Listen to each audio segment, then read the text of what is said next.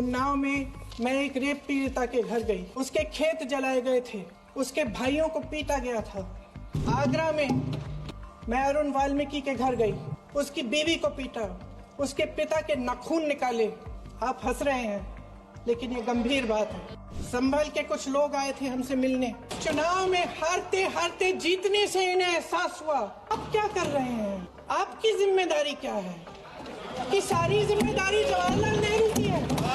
अडानी जी को सारे cold storage आपकी सरकार ने दिए हैं। कि एक व्यक्ति को बचाने के लिए 142 करोड़ देश की जनता को नकारा जा रहा है। सीख लीजिए ना, आप भी सीख लीजिए।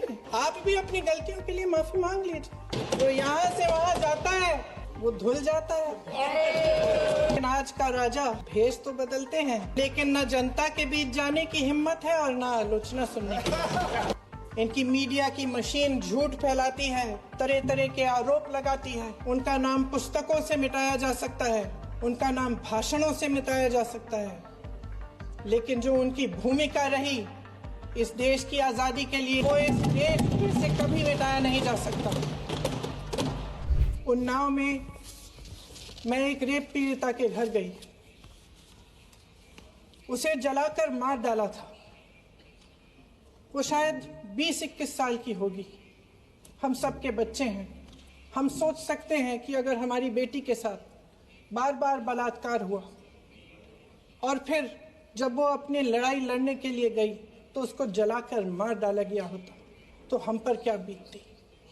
मैं उस बच्ची के पिता से मिली।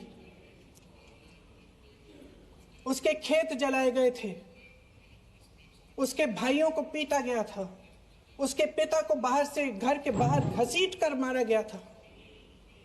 उस पिता ने मुझे बताया कि बेटी, मुझे न्याय चाहिए। मेरी बेटी अपने एफआईआर को दर्ज करने के लिए जब जिले में गई तो उसको मना किया गया। अगले जिले में जाना पड़ा उसे। वो रोज सुबह 6 बजे उठकर तैयार होकर अकेली अपने मुकदमे को लड़ने के लिए अगले जिले में ट्रेन से जाती थी। उसके पिता ने मुझे कहा कि मैंने उससे कहा, बेटी अकेले मत जाओ, छोड़ दो ये लड़ाई। लेकिन उसकी बेटी ने उसको जवाब दिया कि नहीं पिताजी, मैं अकेली जाऊंगी, मैं लड़ूंगी, ये मेरी लड़ाई है, मैं इसको लड़ूंगी।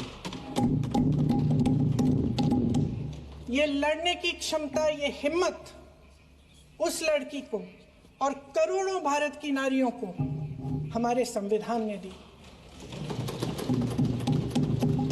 आगरा में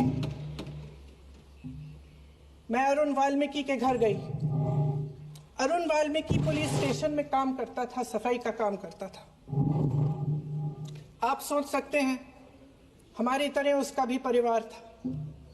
नई नई शादी हुई थी, 2-3 महीनों का बच्चा था। पुलिस स्टेशन में चोरी हो गई। चोरी का इल्जाम उस पर लगाया गया। उसके पूरे परिवार को उठाकर पुलिस स्टेशन में ले गए। आप हंस रहे हैं, लेकिन ये गंभीर बात है। और क्या गंभीर बात। शर्म करो, शर्म। अरुण वाल्मीकि को पीट पीट के मार डाला, उसकी बीवी को पीटा, उसके पिता के नाखून निकाले, उसके पूरे परिवार को पीटा गया। जब मैं उस जवान महिला से मिलने गई जो अभी अभी विधवा हुई थी, तो उसने मुझे कहा कि दीदी, हमें सिर्फ एक चीज चाहिए, हमें न्याय चाहिए और हम इस न्याय के लिए लड़ते रहेंगे, चाहे कुछ भी हो जाए। ये हिम्मत उस महिला को हमारे संविधान ने दी।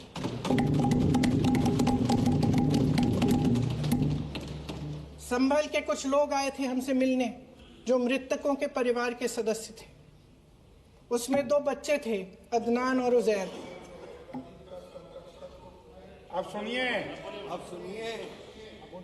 उसमें 2 बच्चे थे, अदनान और उजैर। एक बच्चा मेरे बच्चे की उम्र का है, दूसरा उससे छोटा 17 साल का है। दर्जी के बेटे थे। दर्जी का एक ही सपना था कि वो अपने बेटों को पढ़ाएगा, लिखाएगा।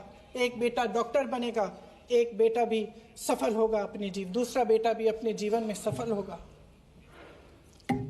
उनके पिताजी हर रोज उनको स्कूल छोड़ते थे। उस दिन भी स्कूल छोड़ने के बाद अपनी दुकान में चले गए। उन्हें पता नहीं था कि विवाद हो रहा है। उन्होंने भीड़ देखी, घर आने की कोशिश की तो पुलिस ने गोली से मार डाला। वो 17 साल का बच्चा अदनान मुझसे कहता है, वो 17 साल का बच्चा अदनान मुझसे कहता है कि मैं बड़ा होकर डॉक्टर बन के दिखाऊंगा, मैं अपने पिता का सपना साकार करूंगा। ये सपना, ये आशा उसके दिल में हमारे संविधान ने डाली।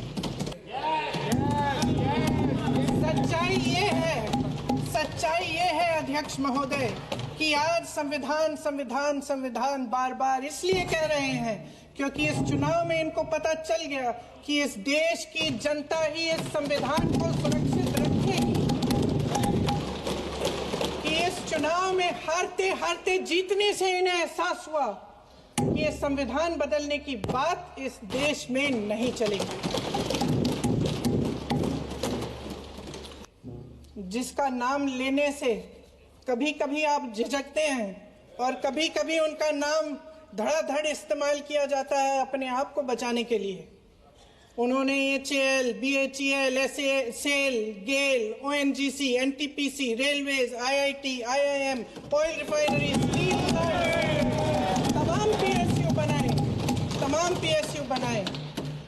अध्यक्ष महोदय, उनका नाम पुस्तकों से मिटाया जा सकता है, उनका नाम भाषणों से मिटाया जा सकता है, लेकिन जो उनकी भूमिका रही इस देश की आज़ादी के लिए और इस देश के निर्माण के लिए, वो इस देश में से कभी मिटाया नहीं जा सकता। आज चुनाव की वजह से शायद इतनी बातचीत हो रही है नारी शक्ति के बारे में, क्योंकि हमारे संविधान ने महिलाओं को ये अधिकार दिया, उनकी शक्ति को परिवर्तित किया वोट में। और आज आपको पहचानना पड़ रहा है कि महिलाओं के बिना, कि नारी शक्ति के बिना ये सरकारें नहीं बन सकती हैं। इसीलिए आज आप नारी शक्ति की बातें दोहरा रहे हैं। जो आप नारी शक्ति का अधिनियम लाए हैं उसको लागू क्यों नहीं करते? वो 10 साल बाद लागू क्यों होगा? क्या आज की नारी 10 साल इंतजार करेगी उसके लागू करने के लिए? क्या बात है, क्या बात है।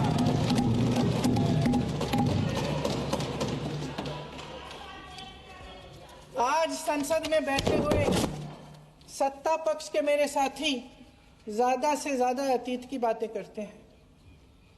1921 में क्या हुआ, कब हुआ, नेहरू जी ने क्या किया। अरे वर्तमान की बात करिए, देश को बताइए आप क्या कर रहे हैं, आपकी जिम्मेदारी क्या है?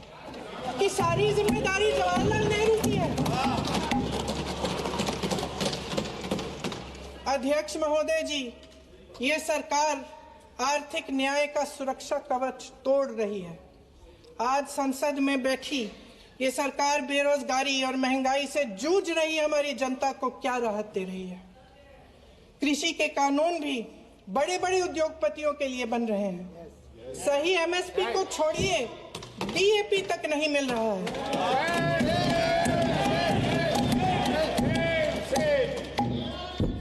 वायनाड से लेकर ललितपुर तक इस देश का किसान रो रहा है।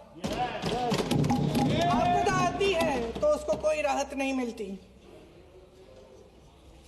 भगवान भरोसे है आज इस देश का किसान, उसको छोड़ दिया गया है।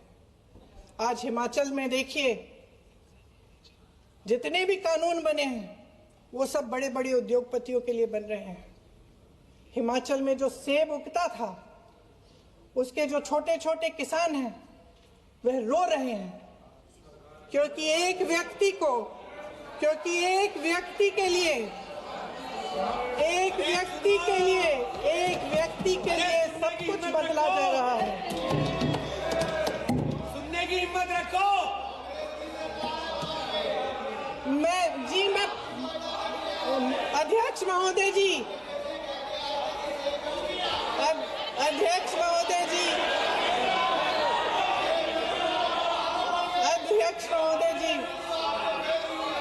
अध्यक्ष महोदय जी, अडानी जी को सारे कोल्ड स्टोरेज प्रदेश की सरकार ने नहीं दिए।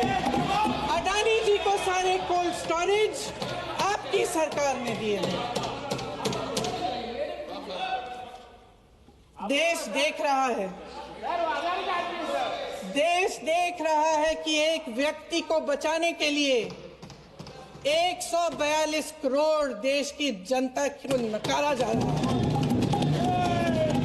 सारे बिजनेस, सारे संसाधन, सारी दौलत, सारे मौके एक ही व्यक्ति को सौंपे जा रहे हैं। सारे बंदरगाह, एयरपोर्ट्स, सड़कें, रेलवे का काम, कारखाने, खदाने, सरकारी कंपनियां सिर्फ एक व्यक्ति को दी जाए। मेरे सत्ता पक्ष के साथी आज खड़े हुए और तमाम गिनती करने लग गए कि ऐसा हुआ वैसा हुआ 1975 में जो हुआ। तो सीख लीजिए ना, आप भी सीख लीजिए। आप भी अपनी गलतियों के लिए माफी मांग लीजिए। आप भी बैलेट पे चुनाव कर लीजिए। आप भी बैलेट पे चुनाव कर लीजिए। दूध का दूध, पानी का पानी हो जाएगा। आप राजनीतिक न्याय की बात करते हैं, सरकारों को पैसों के बल पर गिरा देते हैं।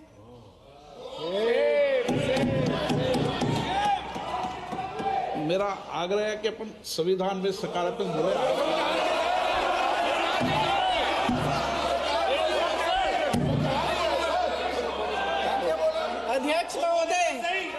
अध्यक्ष महोदय, सत्ता पक्ष के हमारे साथी ने एक उदाहरण दिया उत्तर प्रदेश की सरकार का, तो मैं भी एक उदाहरण दे देती हूँ महाराष्ट्र की सरकार का।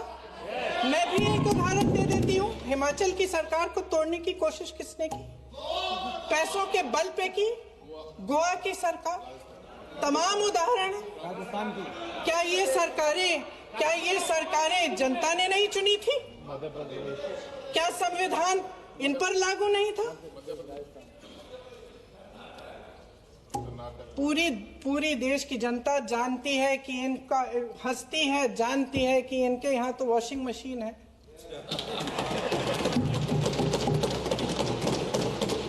जो यहाँ से वहां जाता है वो धुल जाता है। इस तरफ दाग, उस तरफ स्वच्छता। और मेरे कई ऐसे साथी हैं जो इस तरफ होते थे उस तरफ चले गए, मुझे दिख भी रहे हैं, वॉशिंग मशीन में शायद धुल गए हैं। एक कहानी होती थी अध्यक्ष महोदय, शायद बचपन में आपने भी सुनी होगी। राजा भेष बदलकर बाजार में आलोचना सुनने जाता था। ये सुनने जाता था कि प्रजा मेरे बारे में क्या कह रही है, मैं सही रास्ते पे चल रहा हूं कि नहीं। लेकिन आज का राजा, भेष तो बदलते हैं आज के राजा, शौक तो है उनको भेष बदलने का, लेकिन न जनता के बीच जाने की हिम्मत है और ना आलोचना सुनने की। इस देश की जनता ने खुलकर आलोचना की, निडर होकर धरने किए, प्रदर्शन किए। जब जब जनता नाराज हुई तब तब सत्ता को ललकारा, उसे चेतावनी दी, बड़े से बड़े नेताओं को कटघरे में खड़ा किया, उनसे जवाब मांगा, न्याय मांगा। इस देश के छोटे छोटे से नुक्कड़ की दुकानों में, चाय की दुकानों में, इस देश के घरों में, गलियों में, मोहल्लों में, अखबारों में, प्रकाशन घरों में, न्यायपालिकाओं में चर्चा कभी बंद नहीं हुई। लेकिन आज ये माहौल नहीं है। आज जनता को सच बोलने से डराया जाता है, धमकाया जाता है। पत्रकार हो या विपक्ष का नेता हो या किसी यूनिवर्सिटी का प्रोफेसर हो, छात्र संघ हो या कर्मचारियों का संगठन हो, सबका मुंह बंद कराया जाता है। किसी पे ईडी, किसी पे सीबीआई, किसी पे इनकम टैक्स, फर्जी मुकदमे लगवाए जाते हैं, जेल में डाल दिया जाता है, विपक्षी नेताओं को जेल में डाल दिया जाता है, उनको सताया जाता है। किसी को नहीं छोड़ा इस सरकार ने। देशद्रोही कह कह के उत्तर प्रदेश में मुझे याद है कुछ अध्यापिकाएं प्रदर्शन कर रही थी, उन पर मुकदमा डाल दिया देशद्रोही का, उन्हें देशद्रोही कह दिया। इन्होंने देश का पूरा माहौल भय से भर दिया है। इनकी मीडिया की मशीन झूठ फैलाती है, तरह तरह के आरोप लगाती है, और शायद वह भी भय में ही है। महोदय, मैं इस सदन को याद दिलाना चाहती हूं कि ऐसा डर का माहौल देश में अंग्रेजों के राज में था। जब इस तरफ बैठे हुए गांधी की विचारधारा वाले लोग आजादी की लड़ाई लड़ रहे थे और उस तरफ वाली विचारधारा वाले लोग भय में रहकर अंग्रेजों के साथ साठ-गांठ कर रहे थे। लेकिन अध्यक्ष महोदय, भय का भी अपना स्वभाव होता है। भय फैलाने वाले हमेशा भय का खुद शिकार बन जाते हैं। ये प्रकृति का नियम है। आज इनकी भी यही हालत हो गई है। भय फैलाने के इतने आदी हो गए हैं कि खुद भय में रहने वाले हैं, चर्चा से डरते हैं, आलोचना से घबराते हैं। कई दिनों से हम मांग रहे हैं कि चर्चा करिए, लेकिन चर्चा करने की हिम्मत ही नहीं है।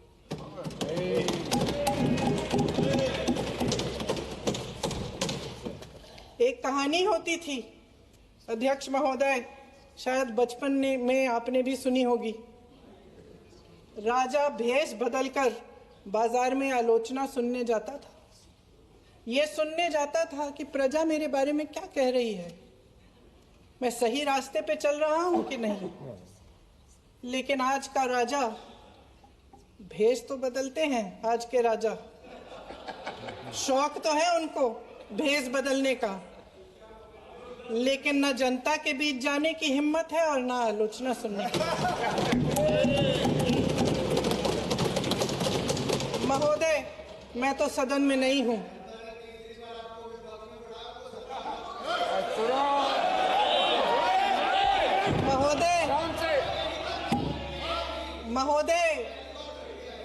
महोदय, जनता में बहुत विवेक है, ये सही है।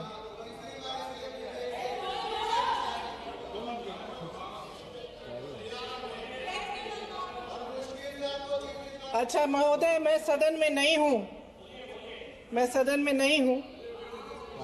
कुछ, हाँ ठीक है, मैं सदन में नहीं हूं, मात्र 15 दिनों से आ रही हूं। लेकिन मुझे ताज्जुब होता है कि इन 15 दिनों में इतनी बड़े-बड़े इश्यूज हैं, इतनी बड़ी-बड़ी बातें हैं। प्रधानमंत्री जी मात्र एक दिन के लिए, शायद 10 मिनट के लिए दिखे हैं सर।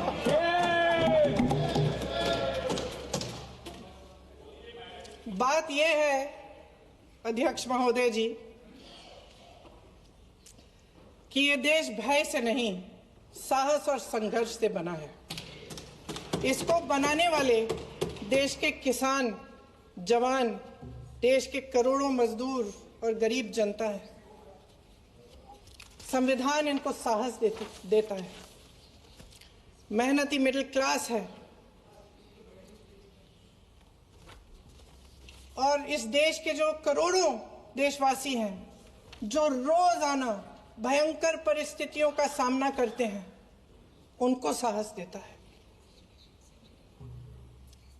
वायनाड में जो आपदा आई, उसमें एक छोटा लड़का था 17 साल का। 6 घंटों के लिए उसने अपनी मां को बचाने की कोशिश की। 6 घंटों के लिए आप सोच सकते हैं कि अगर नदी की धारा बह रही है, नाराज है, आप अपनी मां को पकड़े हो, 6 घंटों के लिए पकड़े रखते हो कि मेरी मां बच जाएगी, और अंत में वो मां भी बह जाती है। उस लड़के का साहस, उन महिलाओं का साहस जो पीड़ित हैं लेकिन फिर भी अपनी लड़ाई लड़ रहे हैं, उन संभल के बच्चों का साहस जिनके पिताजी अभी अभी गुजर गए लेकिन फिर भी उनके सपनों को साकार करने की हिम्मत है, उनका साहस है। वो साहस इस संविधान ने दिया है।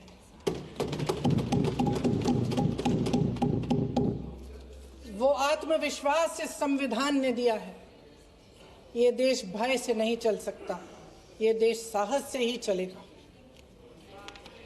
भय की भी सीमा होती है, और जब वो सीमा पार हो जाती है, जब किसी को इतना दबाया जाता है कि उसको लगने लगता है कि अब मेरे पास खोने के लिए कुछ नहीं है, तब उसमें एक ऐसी शक्ति पैदा होती है जिसके सामने कोई कायर खड़ा नहीं हो सकता। ये देश कायरों के हाथों में ज्यादा देर तक कभी नहीं रहा है। ये देश उठेगा, ये देश लड़ेगा, सत्य मांगेगा, सत्यमेव जयते। जय हिंद।